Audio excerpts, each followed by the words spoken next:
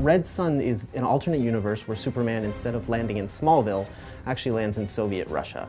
And it's the events of how he would have turned out had he been part of a communist country. The storyline is just one of the most intriguing ones. If he lands in Russia, is really what it's all about. And being able the ability to add an additional 20 missions to our already robust scenario mode, I think it's going to give the players a lot of enjoyment. I thought it was genius, actually, the whole idea of Superman landing in Soviet Russia and how that impacts the storyline. When we knew we were going to be able to do a lot of skins and DC kind of gave us the go-ahead, Red Sun would have been on the top of my list. So the Red Sun pack gets you 3 versions of our characters as if they were in this Red Sun universe. You get Superman, Wonder Woman, and Grundy.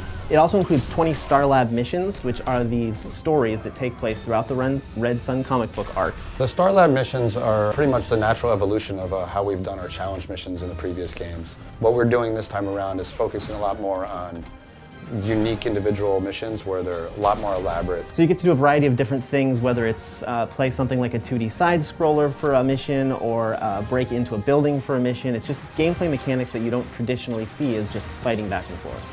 So my favorite thing about the Red Sun design on Superman is the way they took what is still a traditional costume and really gave it this militarized feel. So there's the obvious design element of the hammer and sickle replacing the S for his shield. We hold the S shield for Superman in very high esteem, and it's interesting to see, the hammer and sickle put into that S shield, and I think the graphic of that is really cool. But you also get to see these sort of dark colors and these tight stitching on his collar that really makes him look like this militant figure. We use more of an S-shields type belt for Superman, where I think in the comics it was a little more circular in design, and Wonder Woman had a type of matching belt in the comics. I think the color scheme is awesome, right? Because we have the black and the grays, and then you have that stark red against that. Red Sun Grundy doesn't actually exist in the comic book. We really wanted to expand the universe of Red Sun, so we picked a character that we thought would fit really well in there. So we added Grundy, who's this big communist sort of comrade friend. Red Sun Grundy has a few things that are different and I thought were really cool to add in that gave that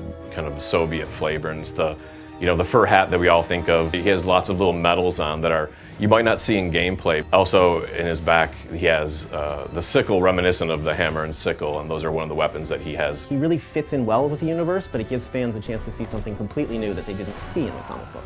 Everyone around here sort of knows that Superman is my favorite character, so even though it deeply pains me to see that hammer and sickle on his chest, he's my favorite because it'll give me a chance to really beat the crap out of this Soviet Superman.